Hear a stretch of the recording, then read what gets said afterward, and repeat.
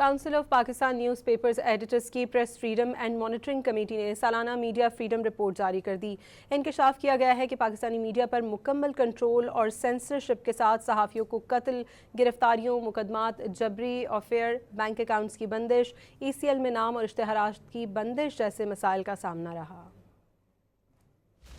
CPNE کی report کے مطابق پاکستان کے پرنٹ اور الیکٹرانک میڈیا میں مواد کی یکسانیت نے آزاد صحافت پر کئی سوال کھڑے کر دیے۔ یہی وجہ ہے کہ پاکستان 2025 میں عالمی میڈیا ریٹنگ میں 6 درجے تنزلی کے ساتھ 152 سے 158ویں نمبر پر آ چکا ہے۔ سخت گیر پالیسیوں، پیکا ایکٹ کے جبر، controlled advertisement, press advises, censorship کی وجہ سے بہت سے اخبارات بند ہو چکے جبکہ بڑے میڈیا گروپس کے نیوز روم خالی ہو چکے ہیں۔ رپورٹ کے مطابق سال 2025 کے دوران 5 صحافی قتل کیے گئے، 6 صحافیوں کو مقدمات، گرفتاری یا سرکاری کارروائی کا سامنا کرنا پڑا، 2 پریس کانفرنسز روکی گئیں، 2 میڈیا دفاتر پر حملے ہوئے۔ CPNE کے مطابق ان واقعات کے نتیجے میں صحافیوں میں عدم تحفظ کا احساس بڑھا، آزاد رپورٹنگ میں رکاوٹیں پیدا ہوئیں اور ریاستی اداروں کی جانب سے نگرانی اور دباؤ میں اضافہ واضح طور پر محسوس کیا گیا۔ بیان میں CPNE نے اس عزم کا اعادہ کیا کہ وہ میڈیا، پریس اور صحافت کے حق کی آزادی کے تحفظ،